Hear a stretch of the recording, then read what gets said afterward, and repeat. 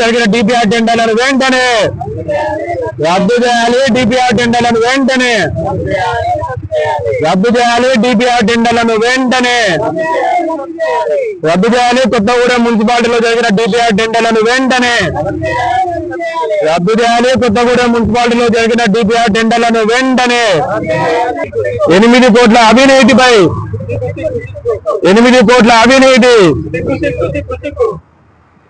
స్పందించాలి. DPR టెండర్లపై MLA వెంటనే స్పందించాలి. డిపిఆర్ టెండర్లపై ఎమ్మెల్యే వెంటనే రద్దు చేయాలి. డిపిఆర్ టెండర్లను వెంటనే రద్దు చేయాలి. డిపిఆర్ టెండర్లను వెంటనే కొత్తగూడెం కార్పొరేషన్ పరిధిలో ఏదైతే అభివృద్ధి పనుల కోసం అని చెప్పి డిపిఆర్ పెట్టిలో ఆ డిపిఆర్ 1.6% అంటే 9,60,00,000 రూపాయలకు ఆ డిపిఆర్ ను పిలవడం జరిగింది.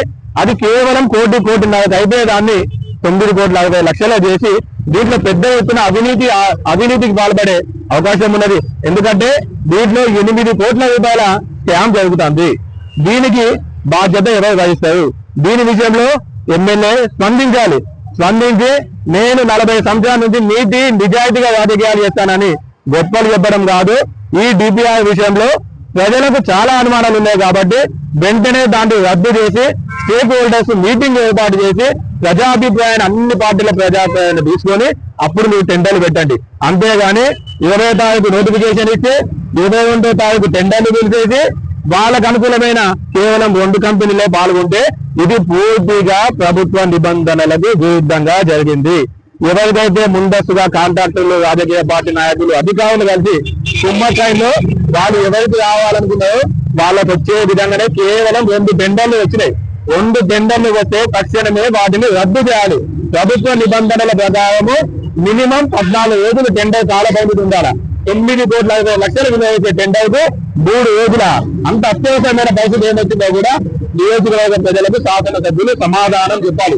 3 రోజులు సమయం ఇచ్చి వెంటనే వాటిని ఓపెన్ చేసి వర్క్ అలాట్మెంట్ చేసేది ఏదైతే ఉందో అది సరైన విధానం కాదు.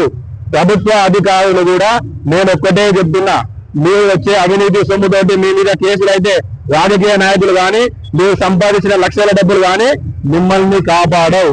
న్యాయస్థానాలలో ఖచ్చితంగా మీరు నిలబడాల్సిన రోజైతే వస్తుంది. ఇకనైనా కూడా అధికారులు పునరాలోచన చేయండి. ప్రభుత్వ నియమ నిబంధనలు ఎట్లా ఉన్నాయో ఆ విధంగా మీరు టెండర్ పద్ధతిలో పోండి. అంతేనే కానీ మీకు వచ్చే కమిషన్ల కోసం కాంట్రాక్టర్లతో సింహతులై రాజకీయ నాయకుల ఒత్తిళ్లతోటి మీరు రకంగా చేస్తే ఖచ్చితంగా మీరు ముద్దాయిగా నిలబడే రోజైతే ఖచ్చితంగా వస్తుంది. ఇది సరైన విధానం కాదు.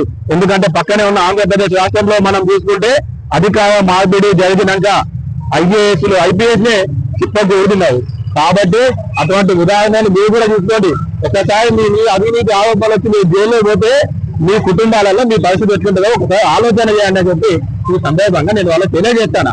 ఇప్పటికైనా కూడా ఎమ్మెల్యేకి చిత్తశుద్ధి ఉంటే వెంటనే డిపిఆర్ దాంట్లో 8 కోట్ల స్కామ్ జరిగిందన్న ఆరోపణలు ఉన్నాయి కాబట్టి ఆయన చిత్తశుద్ధి నిరూపించుకోవాలంటే వెంటనే ఆ టెండర్లను రద్దు చేయాలని చెప్పి మేము డిమాండ్ చేస్తాం. లేని ఎడల భవిష్యత్తులో కలిసి వచ్చి అన్ని రాజకీయ పార్టీలు కొత్తగూడెం జిల్లాలో కలుపుకొని పెద్ద ఎత్తున ఈ టెండర్లు రద్దయ్యే వరకు పెద్ద ఎత్తున పోరాటం చేస్తాం. ప్రభుత్వ అధికారుల మీద విజిలెన్స్ వాళ్ళకి, ఎన్ఫోర్స్మెంట్ వాళ్ళకి, అదేవిధంగా వీళ్ళ ఉన్నత అధికారులకు అవసరమైతే న్యాయస్థానాలలో కూడా కేసులు వేసి చివరి దాకా ఈ టెండర్లు రద్దేదాకా పోరాడతాము అని ఈ సందర్భంగా నేను తెలియజేస్తాను. మున్సిపల్ అధికారులు కూడా ఆదాయగా లక్షల రూపాయల చెక్కులు ఇచ్చేద్దామని చెప్పని ఆలోచనలు ఉన్నాయని ఇక్కడికి వచ్చినాకనే ఒక మిత్రులు ఫోన్ చేసి చెప్పిండు. అటువంటి తప్పిదం మీద చేస్తే ఖచ్చితంగా ప్రజాక్షేత్రంలో మీరు సమాధానం చెప్పాల్సిన అవసరం అయితే వస్తుంది అని ఈ సందర్భంగా